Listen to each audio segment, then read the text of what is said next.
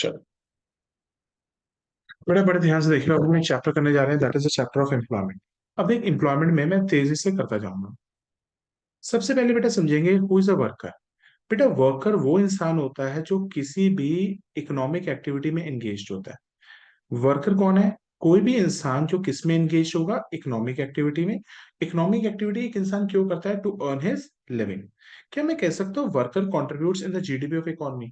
क्या worker GDP में contribute करता है? नहीं करता, करता है through his productive activities. Worker में कौन आता है? सर फार्मर्स आते हैं, मैनेजर आता है, डॉक्टर आता है, बार्बर आता है।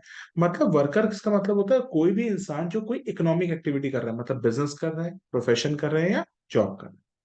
कोई दिक्कत तो नहीं होती। अब सबसे इंपॉर्टेंट बात आती है, who are included in the definition of work. Workers में कौन आते हैं? पहला, वेज एम्प्लॉयड वर्कर। बेटा वेज एम्प्लॉयड वर्कर का मतलब क्या है? जो अपना काम करता है या किसी के अंडर काम करता है, that is the hired person. फिर आते हैं self employed people. Self employed people वो होते हैं जो अपना काम करते हैं, like shopkeeper, cobbler's, barbers etcetera. दूसरा, सपोज करो कोई वर्कर है, उसको कुछ चोट लग गई और वो बेचारा एक दो महीने के लिए नहीं आ रहा, क्या हम उसको वर्कर्स की डेफिनेशन से हटा देंगे या रखेंगे? रखेंगे। प्लस कोई वर्कर है जो अपनी जॉब से टेम्पररी आउट है, हो सकता है उसकी शादी है, हो सकता है उसको कोई इंजरी हुई है, इस केस में भी हम उसको वर्कर मानेंगे, चाहे वो उस टाइम पे प्रेजेंट जॉब पे है या नहीं है।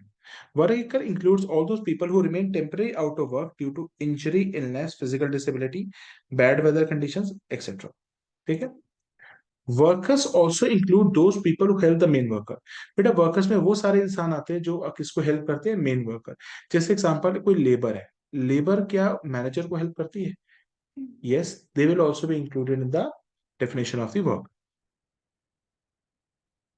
अब बेटा ये हमें डेटा लर्न नहीं करना, बस हमें समझना है हमारे पूरे देश के अंदर कितने वर्कर्स है। 473 मिलियन। जिसमें से बेटा 3/4 वर्कर कहाँ रहता है? रूरल एरिया में। तो 1/4 वर्कर कहाँ रहता होगा? अर्बन एरिया में। इसका मतलब Vanshika, I am asking you the first question, is the majority of the workforce is in the urban area और द रूरल एरिया? यस। इसका मतलब है मेजोरिटी ऑफ द वर्कफोर्स कहाँ पे रिसाइड करती है? Rural area. और जो majority of the workforce rural area में रिसाइड करती है, उसका मेन ऑब्जेक्टिव क्या होता है? वो क्या काम करती है? मैं या तो फार्मिंग करती होगी, या तो फार्मिंग से रिलेटेड कोई अलाइड एक्टिविटीज करती होगी। कोई डाउट तो नहीं है। नेक्स्ट, मगर ये जो बंदे फार्मिंग में एंगेज होते हैं, इनका जीडीपी में कॉन्ट्रीब्यूशन बहुत ज्यादा होता है, बहुत कम होता है बेटा? ठीक है। But however there contribution in the GDP is very low.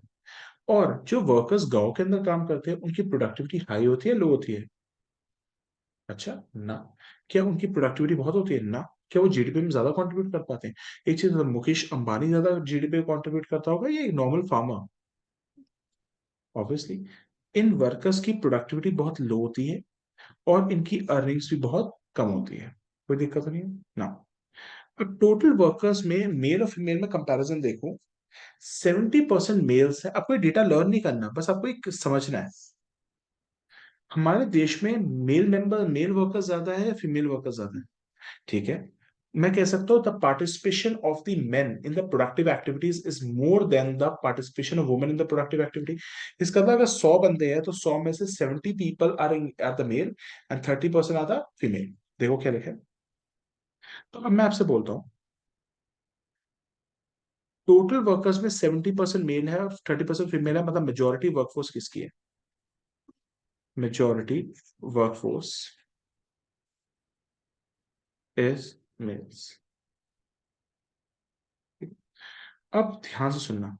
चलो ये तो बात हो गई,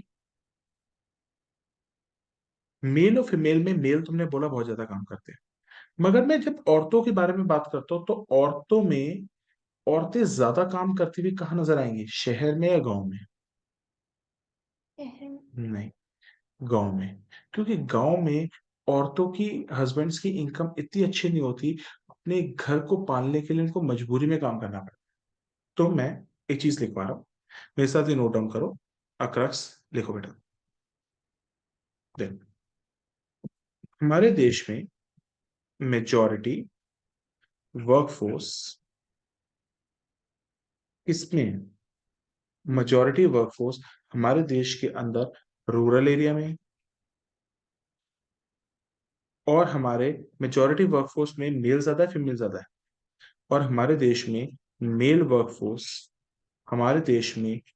workforce is greater than female workforce. एक पॉइंट हो गया, दो पॉइंट हो गया, तीसरे पॉइंट पे आ जाओ। औरतें आपको कहाँ ज्यादा काम करती पाई जाएंगी, शहर में गांव में? इसका मतलब एरियाज में रूरल एरियाज में आपकी रूरल एरियाज में आपकी वुमेन वर्कफोर्स ज्यादा होती है in comparison to male workforce. ये बात है क्यों?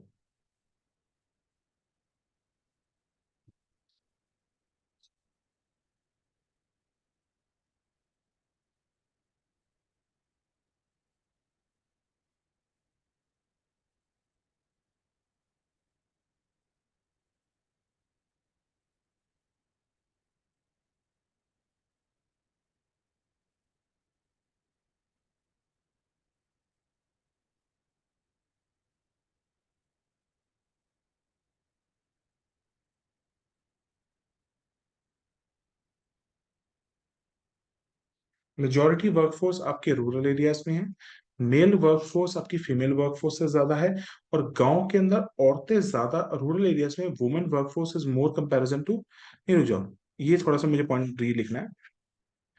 Rural women workforce is greater than urban women workforce. ये बेटर है ना लिखना? Rural women workforce is greater than urban women workforce.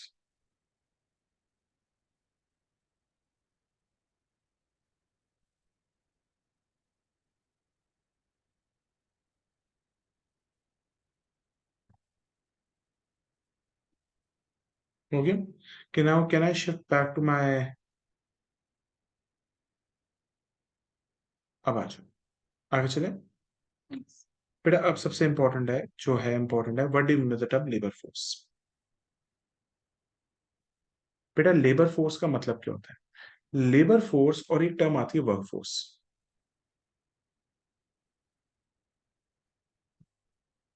ये मेरे साथ लिख लो, लेबर फोर्स और वर्क फोर्स में क्या फर्क होता है।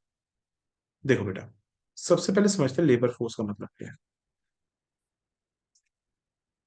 लेबर फोर्स का मतलब होता है employed plus unemployed people. Labour force का मतलब क्या होता है? Employed plus unemployed people. और बेटा वर्क फोर्स का मतलब क्या होता है? सिर्फ एम्प्लॉयड पीपल। तो आपसे एग्जाम के अंदर एक चीज पूछ ले, क्या लेबर फोर्स और work force is the same concept or it is a different concept? Different concept. Labour force में दो इंसान आते हैं, कौन कौन आते हैं? Employed plus unemployed. और वर्क फोर्स में कौन आते हैं? सिर्फ एम्प्लॉयड। सर लेबर फोर्स का कोई और एग्जाम और भी हो सकता है? यस, लेबर फोर्स का एक और फॉर्मूला भी होता है। टोटल पॉपुलेशन में से टोटल पॉपुलेशन में से आप सबसे पहले children below the age of 14 years हटा दो। चिल्ड्रन बिलो 14, नहीं 14 साल होती है वो, 15, children below the age of 15 हटा दो, माइनस जितने भी ओल्ड पीपल है, नहीं 60 एंड अबव है वो हटा दो। बूढ़े हटाने हैं ना, जो बहुत बच्चे हटाने हैं। टोटल पॉपुलेशन में से children below the age of 15 हटा दो, ओल्ड पीपल 60 एंड अबव हटा दो, उसके बाद अनफिट पीपल हटा दो। अनफिट पीपल का मतलब हैंडीकैप लोग हटा दो। उसके बाद एक और हटाना होता है, people who are not available for work, जो लोग अवेलेबल नहीं है, people not available for people who are not available for work, include that.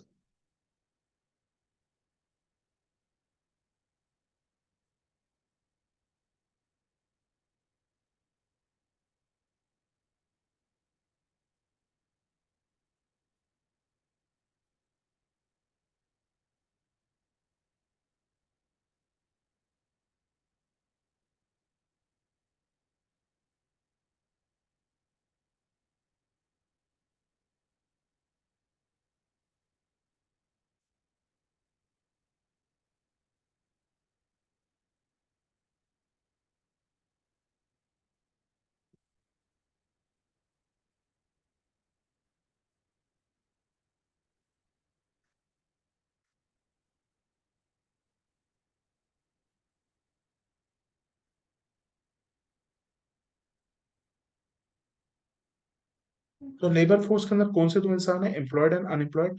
और लेबर फोर्स का दूसरा फॉर्मूला क्या है, टोटल पॉपुलेशन। टोटल पॉपुलेशन में से माइनस कर दोगे चिल्ड्रन जो 15 साल से छोटे हैं, ओल्ड एज पीपल जो 60 एंड 60 प्लस अबव है, माइनस अनफिट पीपल माइनस कर दोगे, और people who are not available for work. अब क्या, मैं आ जाऊँ स्लाइड पे।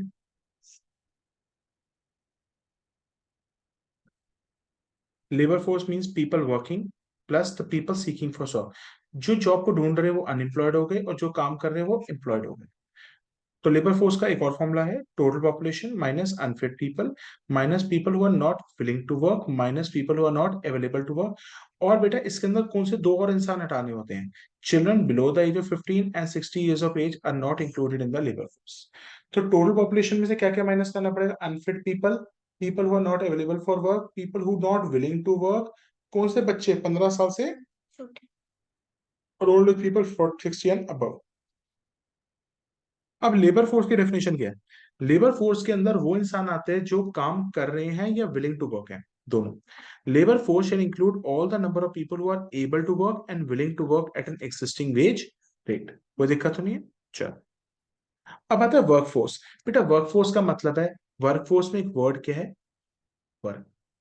जो काम कर रहे हैं सिर्फ उन्हीं को कंसिडर करना और किसी को कंसिडर नहीं करना। तो यहाँ पे एम्प्लॉयड और अनएम्प्लॉयड पीपल होंगे या सिर्फ एम्प्लॉयड पीपल होंगे। Workforce shall include all those people who are actually engaged in some productive activity at a particular period of time. इसका मतलब अगर अनएम्प्लॉयड का मतलब क्या हो गया, पूरी लेबर फोर्स में से। ठीक। तो वर्कफोर्स का मतलब है सिर्फ एम्प्लॉयड पीपल। और एक चीज बताओ, अगर मैं लेबर फोर्स और वर्क फोर्स को डिफरेंस देखूं, लेबर फोर्स में दो इंसान थे, एम्प्लॉयड और, इसमें दो इंसान थे, एम्प्लॉयड भी थे और अनएम्प्लॉयड भी थे। इसमें कौन से थे सिर्फ, पता कौन सी टर्म कट गई, अनएम्प्लॉयड। तो क्या बच गए, कोई दिक्कत है, नहीं समझ आ रहा है, अभी अब आ रहा है? पक्का, आ जाए। अब देखते हैं लेबर फोर्स पार्टिसिपेशन रेट क्या होता है, ध्यान से। Labour force participation rate, labour force participation rate. बेटा लेबर फोर्स पार्टिसिपेशन रेट क्या हो गया, labour force divided by total population into 100। लिख ले बेटा, लेबर फोर्स पार्टिसिपेशन रेट का फॉर्मूला हो गया, labour force divided by total population into 100।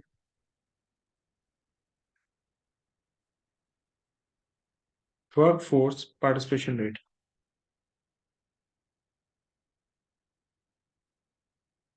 Work force divided by total population into 100।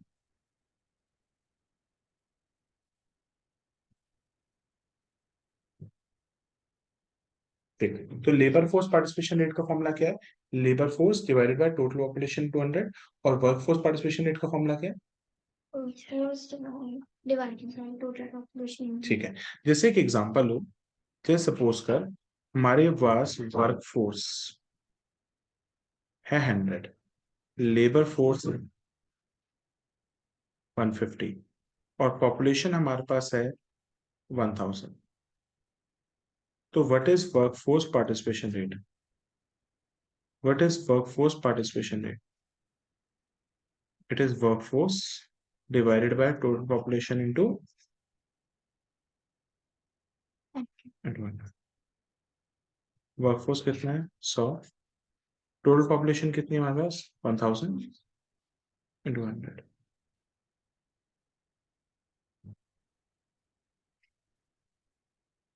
और लेबर फोर्स पार्टिसिपेशन रेट कितना होगा,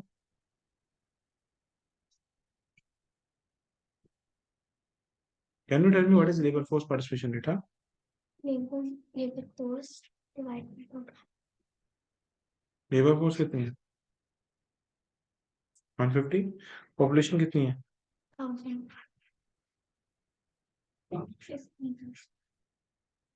15%। कोई दिक्कत बेटा। और बेटा लेबर फोर्स पार्टिसिपेशन रेट और वर्क फोर्स पार्टिसिपेशन रेट के बीच में एम्प्लॉयड होते हैं अनएम्प्लॉयड लोग आते हैं। चलो, labour force minus work force, देख लेबर फोर्स में अंदर एम्प्लॉयड प्लस अनएम्प्लॉयड दोनों आते हैं, और वर्क फोर्स में क्या आते हैं सिर्फ एम्प्लॉय कौन से कटे, क्या बचे सिर्फ, 5% लोग अनएम्प्लॉयड है।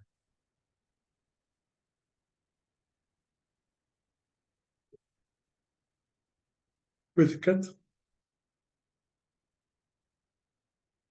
जैसे लेबर फोर्स पार्टिसिपेशन रेट आपको एक केस स्टडी की फॉर्म में दे देगा। हमारे देश की लेबर फोर्स पार्टिसिपेशन रेट कितनी है? 40%। इसका मतलब 100 में से हमारे कितने परसेंट लोग एम्प्लॉयड हैं? 40%। ठीक है। अर्बन एरिया में कितने हैं? 37। और रूरल एरिया में कितने हैं? 41। तो जल्दी से बताओ लेबर फोर्स पार्टिसिपेशन रेट कहाँ पे ज्यादा होती है, गांव में शहर में? ठीक है। लेबर लिख लो, labour force participation rate high कहाँ पे होगा? In the rural areas. Labour force participation rate कहाँ पे हाई होगा? In the rural areas.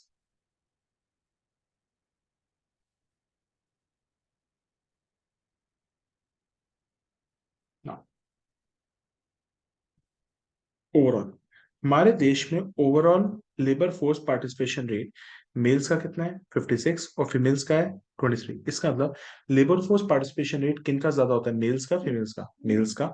और फीमेल्स का कम होता है। ठीक है, ये लिख ले। Labour force participation rate high किसके लिए होता है?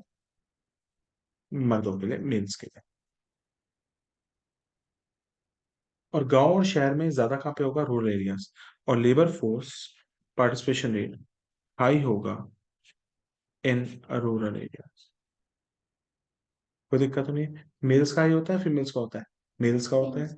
और लेबर फोर्स पार्टिसिपेशन रेट गांव का ज्यादा होता है, शहर का ज्यादा होता है? क्योंकि गांव का ज्यादा होता है, ऊपर से गांव की औरतों का ज्यादा होता होगा शहर की औरतों का। ठीक है, कोई दिक्कत नहीं है। अब ये भी हम कर चुके। Worker population ratio, workforce divided by total population to. ठीक है। वर्कर पॉपुलेशन रेशियो हम यूज करते हैं to analyse the employment situation in the country, कि हमारे देश में एम्प्लॉयमेंट की क्या सिचुएशन है, कितने को लोगों को नौकरी मिले, कईयों को नौकरी नहीं मिली। एक चीज था, वर्कर पॉपुलेशन रेशियो कम होनी चाहिए, ज्यादा होनी चाहिए? बताओ बताओ।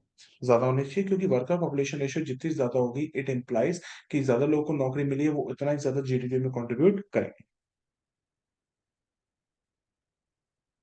Higher the worker population ratio it involves, higher the population involve in the productive activity, higher will be the contribution of workforce in GDP, उतना ही जीडीपी में कंट्रीब्यूशन होगा। कोई दिक्कत तो नहीं बेटा? Worker population ratio indicates the status of workers in the society in the working condition। एक चीज बताओ, वर्कर पॉपुलेशन रेशियो अगर हाई है इसका मतलब लोगों को नौकरी मिली हुई है। जब लोगों को नौकरी मिली हुई है तो सोसाइटी में उनका स्टेटस बेकार होगा या अच्छा होगा? अच्छा होगा, उनको वर्किंग कंडीशन भी अच्छी होगी। ठीक है बेटा, 5 मिनट्स ब्रेक ले लो, जस्ट सेकेंड।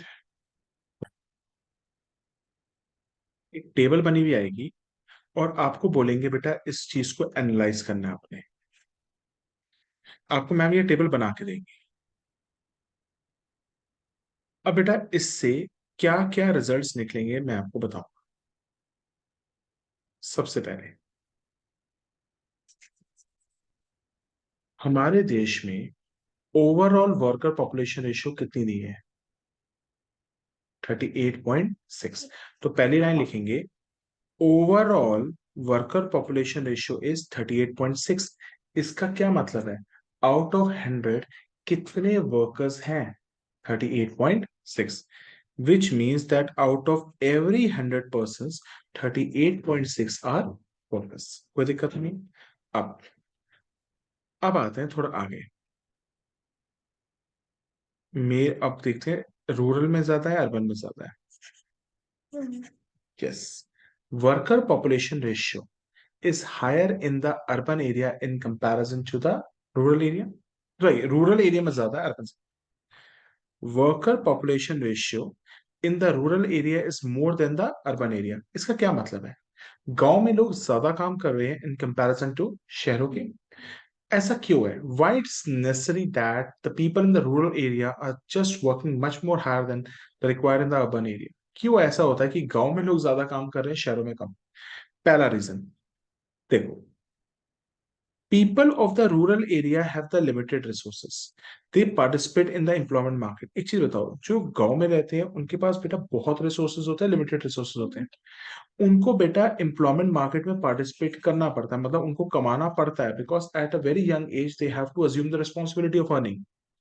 मगर जो people of the rural areas हैं, they have the wide variety of employment opportunities. अब शहरों में एम्प्लॉयमेंट अपॉर्चुनिटीज बहुत हैं, और ये लोग कभी भी कोई भी जॉब उठा लेंगे या according to the skill and qualification रहेंगे।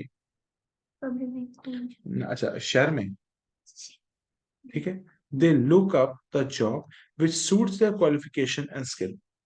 देखो, गांव में क्या है, गांव के अंदर लोग, people of the rural areas have the limited resources, गांव में लोगों के पास क्या है, लिमिटेड रिसोर्सेज है, and they participate in the employment activity, और वो जितना हो सके वो एम्प्लॉयमेंट में एक्टिविटी में एंगेज होते हैं। मगर शहर के अंदर क्या होता है, there are wide variety of the employment opportunities, हमारे पास बड़ी ज्यादा एम्प्लॉयमेंट अपॉर्चुनिटीज होती हैं, और कोई भी इंसान जॉब तभी लेता है वो according to his skill and qualification.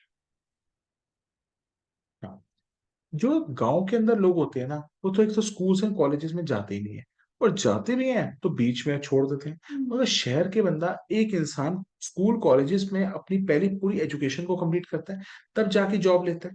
गांव में क्या है, लोग या तो स्कूल कॉलेजेस जाएंगे नहीं और सीधा काम पे चले जाएंगे, या तो स्कूल कॉलेज जाने के बाद भी वो अपना स्कूल कॉलेज बीच में छोड़ देते हैं और एम्प्लॉयमेंट मार्केट में घुस जाते हैं। मगर जो शहर के बाद में लोग हैं, they always complete the education first, then they enter into employment market. देखिए, people of the rural area do not go to the school और colleges, and even if they go, अगर वो जाते भी हैं, they will leave it in the middle, वो अपने middle में छोड़ देते हैं। Whereas people in the urban areas firstly complete the education courses and then they join the job. ठीक। हम्म। अब पता चलता है, हमने टोटल में देख लिया, हमने पूरी लाइन खत्म कर दी।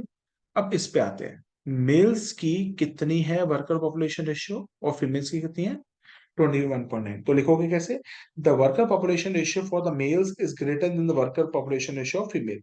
इसका क्या मतलब है, मर्द ज्यादा नौकरियां करने में पसंद करते हैं या औरतें, मेल्स। ऐसा क्यों होता है कि मेल ज्यादा काम करते हैं, फीमेल्स कम करती है, पहला रीजन।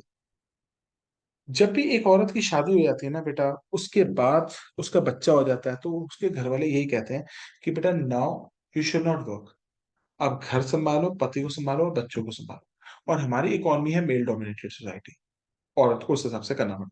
दूसरा, हमारे देश में, सॉरी टू से, एजुकेशन ऑफ गर्ल चाइल्ड अभी भी इतनी अच्छी नहीं है, फीमेल लिटरेसी रेट अच्छी नहीं है, और मेनली जो औरतें हैं वो इलिटरेट है, तो उनको क्या प्रॉपर अच्छी जॉब्स मिल पाती होंगी, नहीं। उसकी वजह से बेटा ज्यादा और जॉब्स तो मर्द ही ले जाते हैं, औरतों को बहुत कम जॉब्स मिलती है। अब आता हूँ, पढ़ाता हूँ।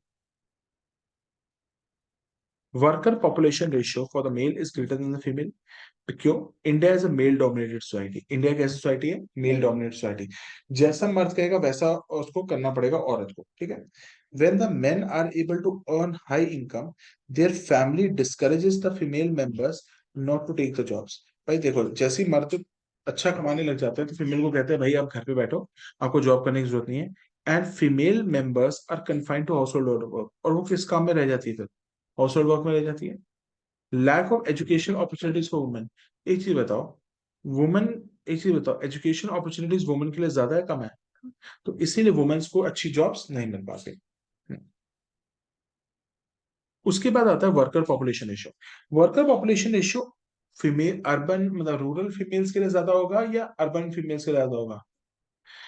वर्कर पॉपुलेशन रेशियो हमारी फीमेल्स के लिए ज्यादा है in rural area in comparison to urban area. ऐसा क्यों, पहला, जो मेल मेंबर होते हैं रूरल एरिया में वो बहुत ही कम वेजेस कमाते हैं। अब एक चीज बताओ, अगर मर्द की इनकम बहुत कम है तो पुअर इकोनॉमिक कंडीशन घर की होने की वजह से कि औरत को भी काम करना पड़ेगा, नहीं करना पड़ेगा, बिल्कुल। पहला, low wage rate of the female male members, कि जो मेल मेंबर्स है उनकी वेज रेट बहुत कम है, उसकी वजह से उनकी पुअर इकोनॉमिक कंडीशन भी होती है। तो गांव को पुअर इकोनॉमिक कंडीशन को ठीक करने के लिए और अनप्रोडक्टिव काम भी करने पड़ते हैं, नहीं करने पड़ते हैं, करने पड़ते। कोई डाउट तो, नेक्स्ट क्वेश्चन आता है, जस्ट अ सेकंड।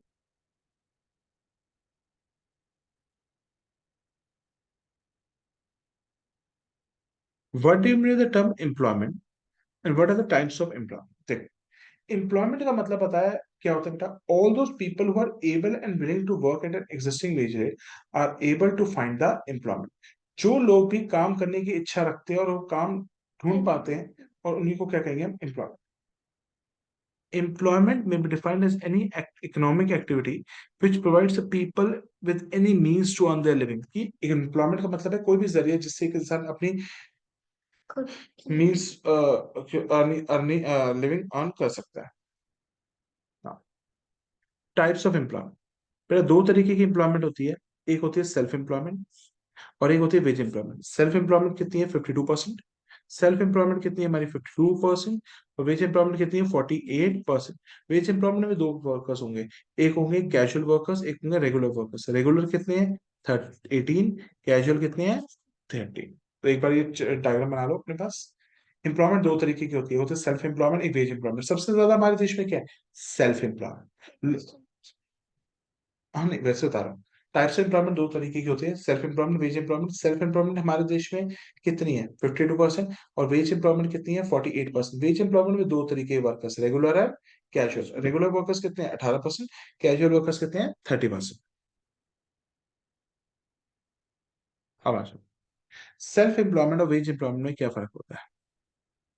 अच्छा, सेल्फ एम्प्लॉयमेंट एक ऐसा अरेंजमेंट होता है जिसके अंदर एक इंसान अपने खुद के रिसोर्सेज यूज करता है टू अर्न हिज लिविंग। जैसे मैं सेल्फ एम्प्लॉयड हूँ, मैं अपने खुद के रिसोर्सेज यूज करता हूँ टू अर्न हिज लिविंग। जैसे एग्जांपल, मेट्रो में जाना, टीचिंग, मैं अपनी मेहनत कर रहा हूँ, सब कुछ कर रहा हूँ, दिस इज माय रिसोर्स जो मैं बच्चे के लिए कर रहा हूँ। ठीक है। और बेटा वेज एम्प्लॉयमेंट क्या होता है? जब मैं किसी बंदे को अपनी प्रोडक्टिव सर्विस बेचता हूँ, कोई मतलब in the sense labour service देता हूँ, बदले में मुझे पैसा देता है, this called as a wage employment. Self-employment, an arrangement where the worker uses own resources to earn his living। Self employment का ये मतलब है एक ऐसा वेज एग्रीमेंट जिसके अंदर एक इंसान को खुद काम करना होता है अपने resources to earn his living. Example बताओगे सेल्फ एम्प्लॉयड का? शॉपकीपर। बिल्कुल, शॉपकीपर ले लो, और बोलो? बार्बर। बार्बर ले लो, और बोलो? कोई स्टार्टअप जिसने किया है। ठीक है, इसका शॉर्ट में कहूँ, कोई एक्टर ले लो, कोई सिंगर ले लो, फर्स्ट टाइम। ठीक है, कोई दिक्कत तो नहीं? हमारे देश में कितने सेल्फ एम्प्लॉयड है? 52%। 52% of the workforce is self employed. कोई दिक्कत तो नहीं? ये तो फिर लिखना आएगा। In case of self-employment, a person makes the use of his own land, labor, capital, entrepreneurship to earn his living। मतलब सेल्फ एम्प्लॉयमेंट के अंदर एक इंसान अपने खुद के रिसोर्सेज यूज कर सकता है, land, labour, capital etcetera, to use it own resources. ठीक है। वेज एम्प्लॉयमेंट का मतलब क्या है? एक वर्कर अपना खुद का काम करता है, किसी के अंदर नौकरी करता है। It is an arrangement where the worker offers his labor services and get return in the form of salary। कितने परसेंट भाई वेज एम्प्लॉयड है? 48%। 48% of the workforce is wage. ठीक है। वर्कर्स के पास कोई रिसोर्सेज होते हैं? नो, वर्कर्स यहाँ पे कोई भी रिसोर्सेज कैरी नहीं करते। ठीक है, कोई डाउट है? सेल्फ एम्प्लॉयमेंट का मैं एग्जांपल ले, doctor running his own clinic, shopkeeper, businessman, they are all self employed. मगर वेज एम्प्लॉयड कौन है? Mainly worker working in the doctor working in the hospital. कोई डॉक्टर है हॉस्पिटल में कोई इलाज कर रहा है, मेरे से कोई लेना देना नहीं है, he can be considered as the guards wage employed है, कुक इन द रेस्टोरेंट, वो भी क्या है? Wage employed. कोई दिक्कत नहीं बेटा? This is second year. और बेटा स्टार्ट करें। अब सुनो, सेल्फ एम्प्लॉयमेंट के बाद क्या आता है? हम आते हैं वेज एम्प्लॉयमेंट।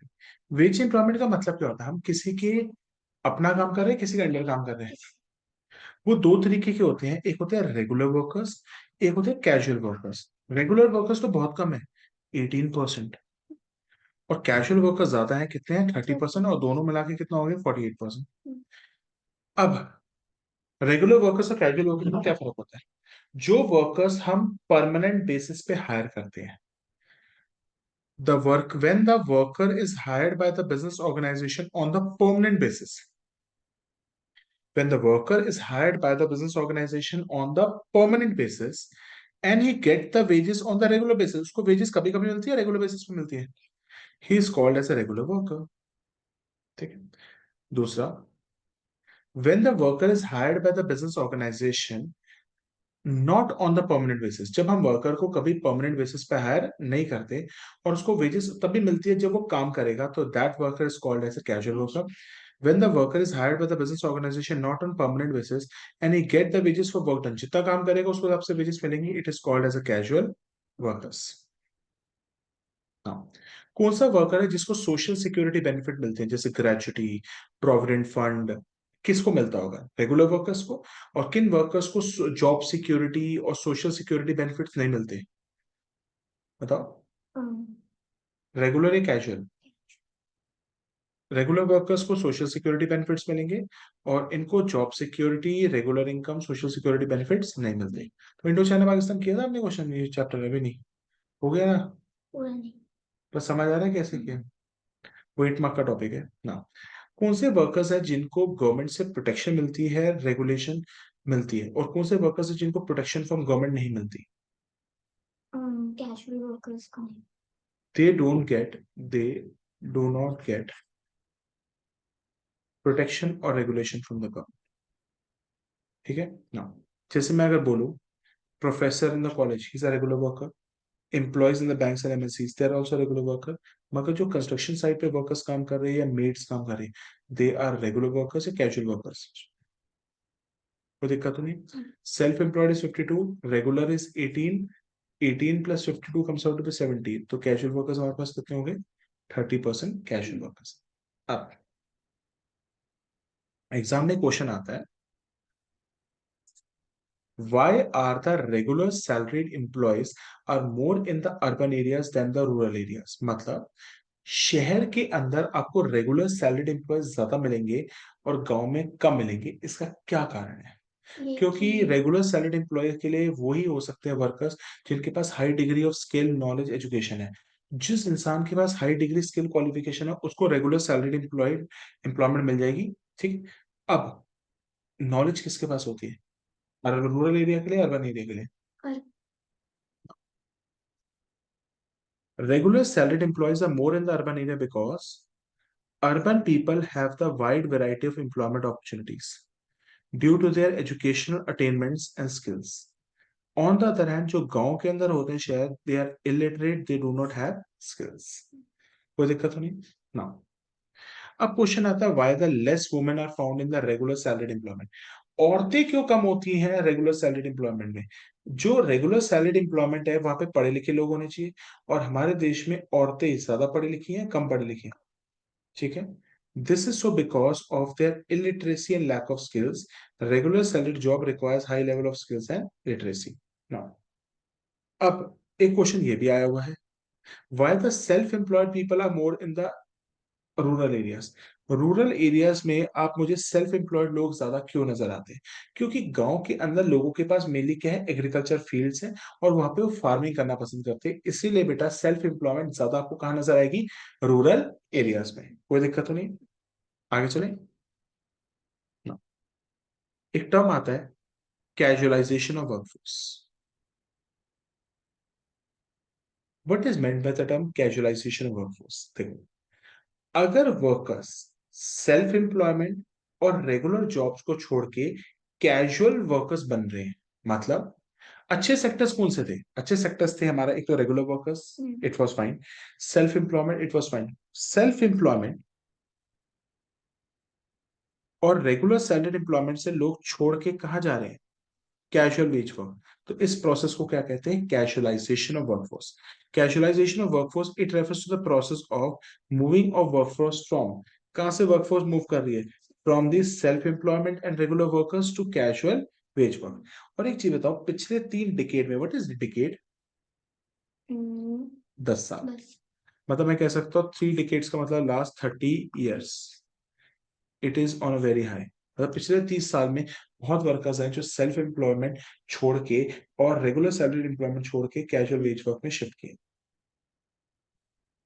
अब देखो, बेटा देखो, इसका ये रीजन है, भी मैं लिखूंगा। इसका ये रीजन होता है कि मेनली जब काम वाम नहीं होता ना गाँव में शहरों में, तो बेचारे ये काम छोड़ के कैजुअल वर्क में चले जाते हैं अपने से। देखो जैसे एग्जांपल, कोई किसान है, उसके पास जमीन है पर पूरे साल तो खेती करता नहीं, और जिस समय वो खेती नहीं करता और उसको कोई ना कोई काम ढूंढना होता है, या तो वो सेल्फ एम्प्लॉयमेंट में तो ऑलरेडी था, या तो वो रेगुलर वर्कर बनेगा, या तो कैजुअल वर्कर बनेगा। क्या उसके पास स्किल क्वालिफिकेशन है कि वो रेगुलर वर्कर बन सकता है? तो उसको अल्टीमेटली कौन सा काम उठाना पड़ेगा?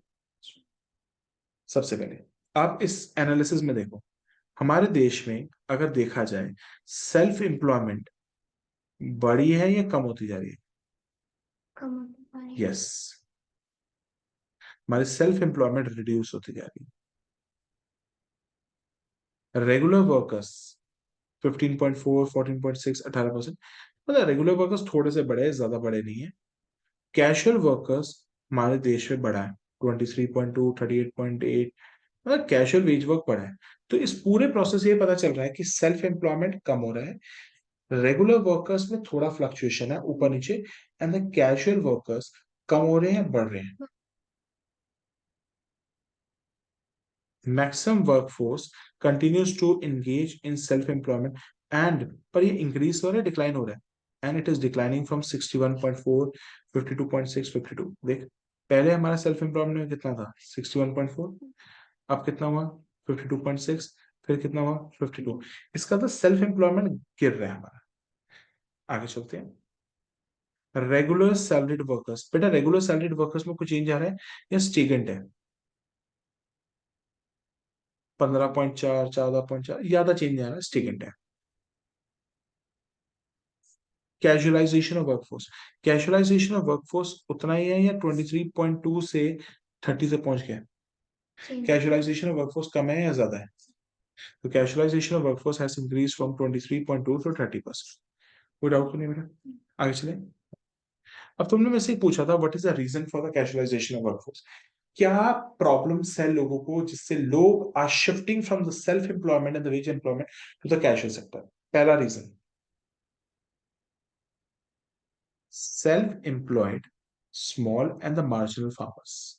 जो सेल्फ एम्प्लॉयड स्मॉल और मार्जिनल फार्मर्स होते हैं, they becomes casual workers due to their low earnings in agriculture activity. जो भी बेटा स्मॉल मार्जिनल फार्मर्स है, ये एग्रीकल्चर सेक्टर में काम कर रहे हैं, उनकी अर्निंग तो बहुत कम है। इस सिचुएशन में वो कोई काम ढूंढेंगे तो कहाँ पे काम जाएंगे? रेगुलर वर्कर्स में काम कर पाएंगे या कैजुअल वर्कर्स में काम करेंगे?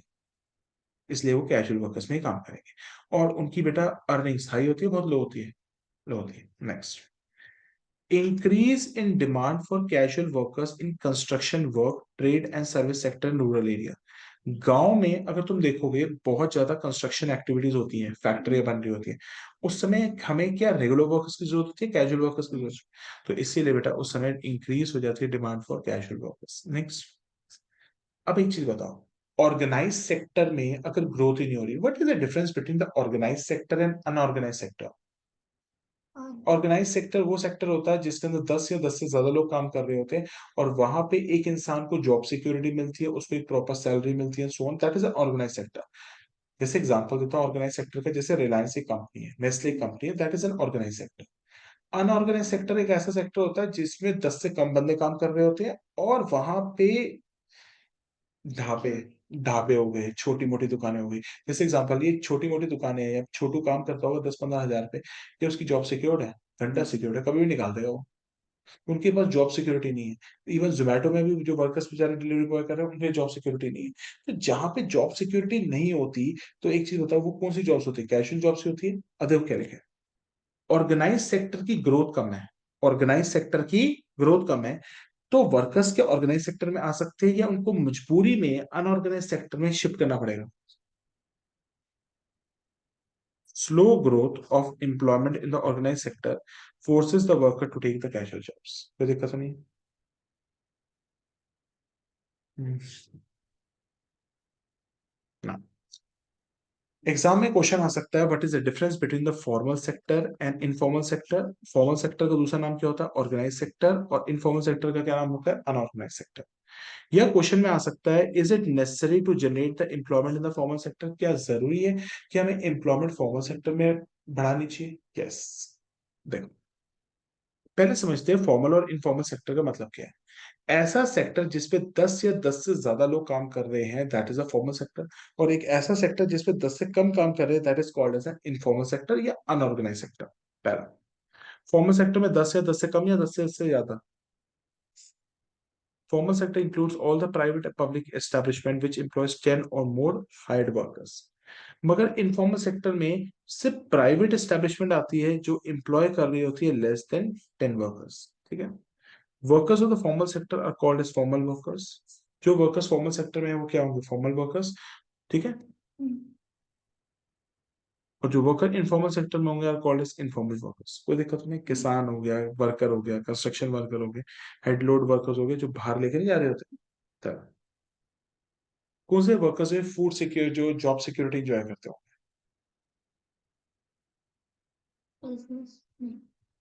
फॉर्मल वर्कर्स ही एंजॉय करते होंगे, इनफॉर्मल वर्कर्स तो कभी एंजॉय कर ही नहीं सकते, उनको मिलती ही नहीं है। Formal workers enjoys the social security and benefits, क्योंकि इनको ग्रेचुटी प्रोविडेंट फंड सब मिलता है। मगर informal workers enjoy the social security benefits, इनको कुछ कहने की जरूरत नहीं है, ऑटोमेटिकली इनको सोशल सिक्योरिटी बेनिफिट्स मिलते ही नहीं। किसकी अर्निंग ज्यादा होती होगी किसके मुकाबले? ऑर्गेनाइजिंग। ठीक है। The earnings of the workers in their earnings are more than the workers of the informal sector. मगर इनकी बेटा रेगुलर इनकम नहीं होती, इनकी जॉब सिक्योरिटी नहीं होती। ये कहाँ रहते हैं? They live in slums, squatters, समझते हो ना, झुग्गी झोपड़ियों में रहते हैं। ठीक है, आगे देखते हैं। कौन से वर्कर्स है जो लेबर लॉ से प्रोटेक्ट होते हैं बाय गवर्नमेंट, और कौन से लेबर से जिनको लेबर लॉस लगते ही नहीं? कौन से वर्कर्स है जिनको हम प्रोटेक्शन देते हैं लेबर लॉ से? They are provided by the various labor laws in the government. इनको लेबर लॉ से प्रोटेक्शन मिलती है। They form the trade union and can protect the interest. वो ट्रेड यूनियन भी बना सकते हैं और अपना इंटरेस्ट भी प्रोटेक्ट कर सकते हैं। मगर तो बेटा जो ये है, कौन सा? Unorganise informal sector, they are not protected by the labour laws. ये लेबर लॉ से प्रोटेक्टेड होते हैं नहीं होते हैं? नहीं होते। These workers have a risk of being dismissed without any compensation.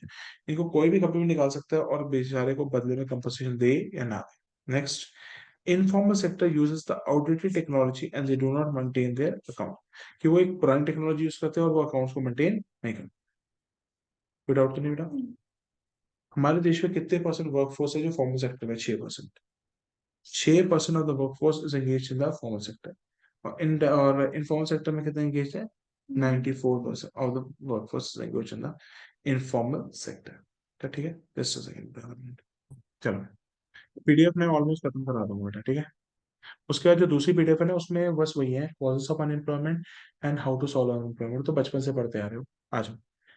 अब आता है, what do you mean by the term informalisation of workforce? अब इसका समझो मतलब क्या है। अगर वर्कर्स फॉर्मल सेक्टर से निकल के इनफॉर्मल सेक्टर में घुस रहे हैं, तो इसको मैं क्या कहूंगा? Informalisation of workforce. मतलब कौन सा सेक्टर अच्छा था, फॉर्मल या इनफॉर्मल? मगर ऐसी सिचुएशन जब वर्कर्स को फॉर्मल सेक्टर में जॉब ही नहीं मिलेगी, तो अल्टीमेटली वो कहाँ जाएंगे? तो इसका मतलब है, it refers to a situation when the workforce in the informal sector to the total, when the लिखो, it refers to a situation when the proportion का मतलब क्या होता है? Ratio of workforce in the informal sector to total workforce is increasing. मतलब लोग ज्यादा formal sector में घुस रहे हैं या इनफॉर्मल सेक्टर में घुस रहे हैं? ठीक है। अब आता है, discuss the distribution of the workforce in the formal and informal sector. देखो, हमारे देश में कितने टोटल वर्कर्स हैं? 73। जिसमें से अगर आप कैलकुलेट करोगे, इनफॉर्मल सेक्टर में कितने हैं? 443। और फॉर्मल में कितने हैं? 30। इसका मतलब इनफॉर्मल सेक्टर में कितने परसेंट एंगेज है? 94%। और फॉर्मल में कितने हैं? 6%। ठीक है। अब मेल फीमेल में देखते हैं फॉर्मल इनफॉर्मल में कितना आता है। देखो, मेल का देखा जाए तो मेल में मेजोरिटी मेंबर्स हमारे किस में है? फॉर्मल में, इनफॉर्मल में? फीमेल में भी कहाँ पे है? Informal sector. तो हम लिख सकते हैं, majority of the males are in working the informal sector, majority of the females are also working the informal sector. अब हम कंपैरिजन करते हैं मेल में ही, अर्बन एरिया में, रूरल एरिया में देखते हैं। देखो, और हम कंपैरिजन के और हम क्या एनालिसिस कर सकते हैं? देख, एक तो हमने ये करती है, एक तो ये करती है, और एनालिसिस में बेटा क्या लिख सकते हो बताओ।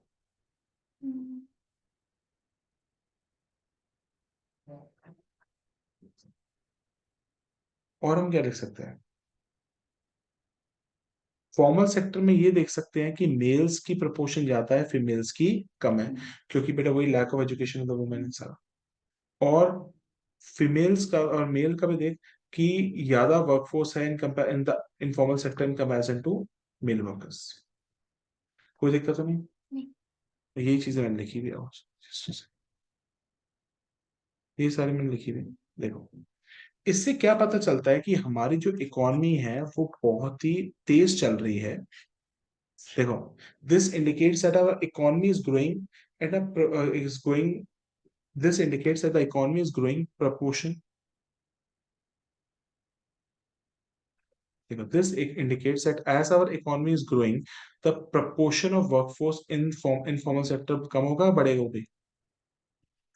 और बेटा जितनी ज्यादा हमारे देश में इनफॉर्मल सेक्टर में वर्कफोर्स होगी तो हमारा अच्छा ही बात है या बुरी बात है? This is discouraging. इस सिचुएशन को करेक्ट करने के लिए हमारी गवर्नमेंट किसका सपोर्ट ले रही है? ILO, मतलब इंटरनेशनल लेबर ऑर्गेनाइजेशन।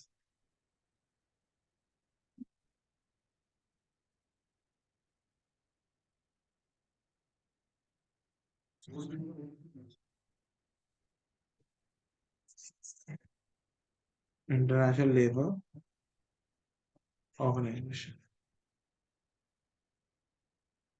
कोई दिक्कत नहीं। So to correct this situation government ने किसका सपोर्ट लिया है? इंटरनेशनल लेबर ऑर्गेनाइजेशन को इसको अप्रूव करने के। तो उन्होंने क्या किया? हमारे इनफॉर्मल सेक्टर्स को सबसे पहले क्या किया? मॉडर्नाइजेशन किया। और उसके बाद बेटा हमें क्या इनफॉर्मल वर्कर्स को ऐसे छोड़ देना चाहिए? उनको भी सोशल सिक्योरिटी बेनिफिट देने चाहिए। प्रोविजन, प्रोविजन का मतलब क्या? देना। हमें उनको सोशल सिक्योरिटी बेनिफिट्स देने। कोई दिक्कत तो नहीं बेटा? मैं कर सकता हूँ। ये बहुत इंपॉर्टेंट है। 2 minute just give me a second. अब बेटा एक क्वेश्चन आता है बहुत important. Do you think in the last 50 years employment generated in the country Kamal straight का मतलब होता है match with the growth in the GDP of the country? इसका मतलब क्या है? वो कहता है कि लास्ट 50 years में हमारी GDP तो बढ़ी है मगर हमारे देश में एम्प्लॉयमेंट नहीं बढ़ी। ऐसे कैसे हो सकता है बेटा? जीडीपी जीडीपी बढ़ रही है मगर एम्प्लॉयमेंट नहीं बढ़ रही। देखो, जीडीपी का मतलब होता है हमारे देश में कितने वैल्यू का गुड्स एंड सर्विसेज प्रोड्यूस हुआ है। अब क्वेश्चन कहता है कि हमारे देश में गुड्स एंड सर्विसेज तो बन रहे हैं मगर लोगों को नौकरियां नहीं मिल पा रही। इसका क्या कारण हो सकता है? इसका ये मतलब है कि हम गुड्स एंड सर्विसेज मशीन्स की मदद से बना रहे हैं, लेबर की मदद से नहीं बना रहे। हमारी जीडीपी तो बढ़ रही है, हमारे देश में गुड्स एंड सर्विसेज तो प्रोड्यूस हो रहे हैं मगर we are using the labour intensive techniques of production या capital intensive techniques of production. We are using the capital intensive techniques of production. We are not making the use of labour intensive techniques of production, जिसकी वजह से हम labour को नौकरियों से निकाल रहे हैं। और लेबर और नौकरियों को लेबर लेबर को जब तुम नौकरी से निकाल दोगे तो ऐसी सिचुएशन को कहते हैं जॉबलेस ग्रोथ। जॉबलेस ग्रोथ मतलब एम्प्लॉय जॉबलेस है तभी देश की क्या हो रही है? ग्रोथ। जॉबलेस ग्रोथ एक ऐसी सिचुएशन होती है जिसमें हम अपनी प्रोडक्शन बढ़ाते हैं मगर लोगों के लिए एम्प्लॉयमेंट अपॉर्चुनिटीज नहीं बढ़ाते।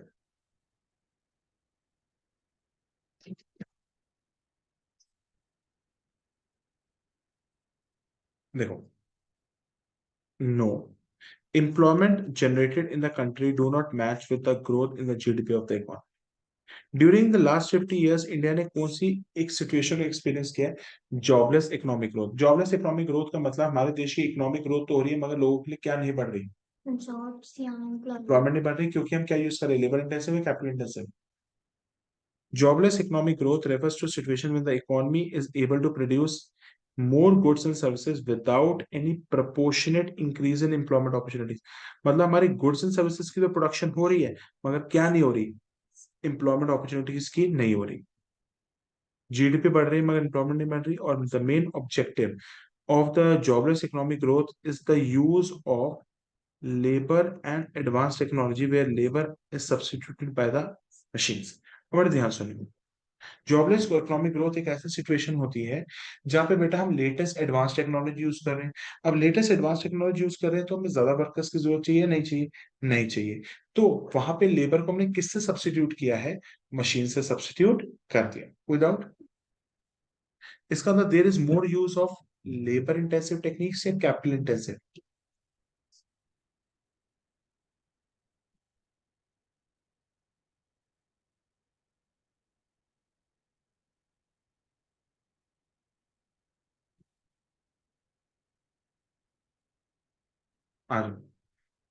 What do you mean by the term unemployment? बेटा unemployment का मतलब क्या होता है? Unemployment refers to a situation when a person who is able and willing to work but he is not able to find the work। मतलब कोई इंसान able है, willing to work है, मगर उसको तब भी काम ना मिले at an existing wage rate, that situation is called as unemployment। कोई दिक्कत नहीं? Unemployment refers to a situation when a person is able and willing to work at an existing wage rate but he don't get the work। Unemployment किन की हो सकती है? Skilled workers की, unskilled workers से, दोनों। कोई भी बेरोजगार हो सकता है, वो ऐसा नहीं है। Unemployment can be of unskilled as well as skilled workers. Unemployment से क्या होगा? लोगों की जो यूटिलाइजेशन ऑफ रिसोर्सेज एफिशिएंट रहेगी, इनएफिशिएंट रहेगी? एफिशिएंट मतलब अच्छी रहेगी, इनएफिशिएंट बुरी रहेगी?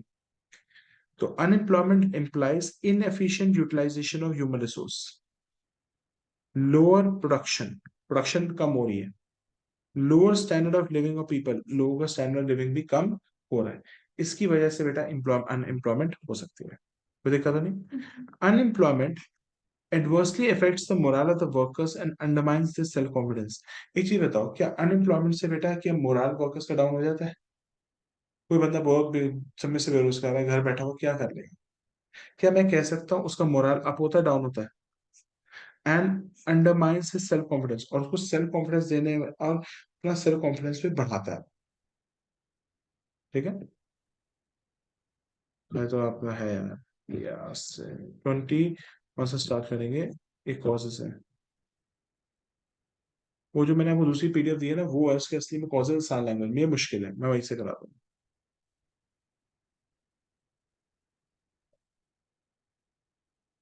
एक बार कॉजेस पढ़ के देखना, ठीक है?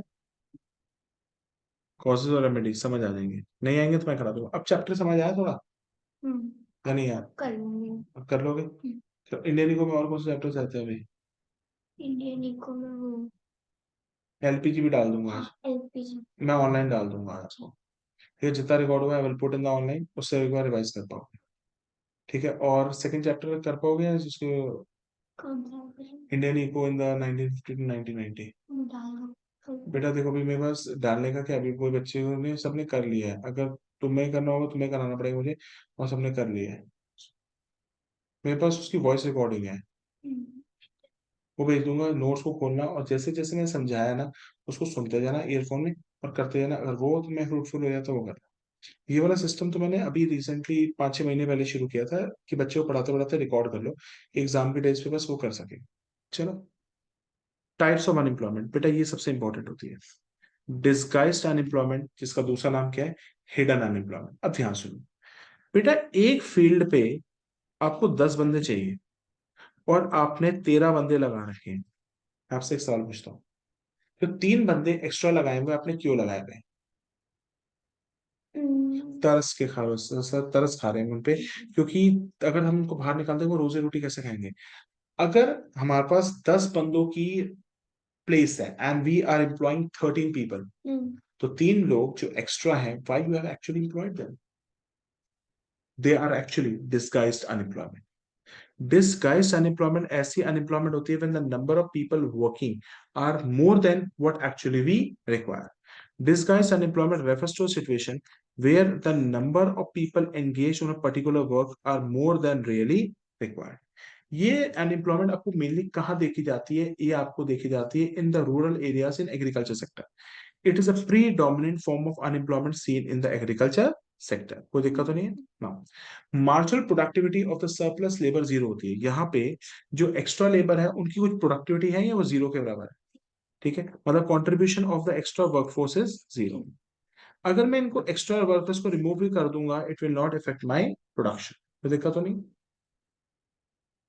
ओपन अनएम्प्लॉयमेंट, ओपन अनएम्प्लॉयमेंट का मतलब होता है एक ऐसे अनएम्प्लॉयमेंट जहां पे एक बंदा बेरोजगार है, मुझे अपनी आंखों से दिखाई दे रहा है, मगर वो काम करना चाहता है but he is not able to find out the job, that is called as open unemployment. Disguised unemployment मुझे दिखता नहीं था वो बेरोजगार है, अगर मैं उसको निकाल दूं उससे फर्क नहीं पड़ेगा प्रोडक्शन में। मगर ओपन अनएम्प्लॉयमेंट एक ऐसी सिचुएशन होती है जहां पे एक इंसान able and willing to work है, he is ready to work but he is not able to find the work.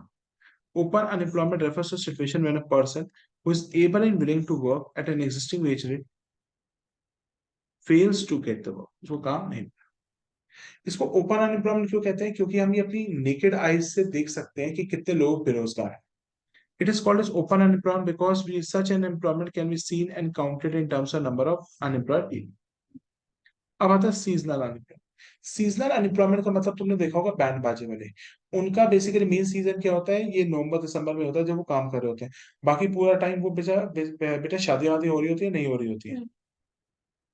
Seasonal unemployment, it refers to a situation when the people are unemployed at a particular time of the year when demand for the labor is less than usual। बेटा एक चीज बता, शादियां कब नहीं होती? शादियां sir आपकी मई, जून, जुलाई में नहीं होती, अप्रैल अप्रैल में होती है, मेरे भाई की होती है। मई, जून, जुलाई, इन तीन मंथ्स के अंदर नॉर्मली शादियां नहीं होती। जो ये बैंड बाजे वाले होते हैं तो बेचारों के पास कोई काम होता है, नहीं होता, इनके पास कोई भी काम नहीं होता, तो उनकी डिमांड नहीं होती, ऐसे टाइम पे वो सीजनली अनएम्प्लॉयड होते हैं। ठीक है, पटाखे बनाने वाले पूरे साल अनएम्प्लॉयड, ठीक है, पूरे साल एम्प्लॉयड नहीं रहते। ठीक है, seasonal unemployment refers to situation when the people are unemployed at a particular times of the year when the demand of the labor is less than the usual। और बेटा सीजनल अनएम्प्लॉयमेंट सबसे ज्यादा कहां देखी जाती है? In the agriculture sector. It is highly prevalent in the agriculture sector, जहां पे वर्क बड़ा सीजनल नेचर का होता है और वहां पे लोगों के पास कोई एम्प्लॉयमेंट अपॉर्चुनिटीज नहीं होती पूरे साल। So there is no work in the farms, people have to go in the urban areas and look for the job. बेटा होता क्या है, जब एग्रीकल्चर सेक्टर में पूरे साल काम होता है, थोड़े समय नहीं होता, तो लोगों को जब वो बेरोजगार होते हैं तो उस समय वो शहरों में जाते हैं और काम की तलाश करते हैं। कोई दिक्कत? हाँ बेटा, यहाँ से कॉजेस ऑफ अनएम्प्लॉयमेंट एक बार रीड करके देखना, rest of the chapter is almost over, बस ये कॉजेस और रेमेडीज है, बाकी खत्म हो जाएगा। ठीक है, ओके बेटा, थैंक यू।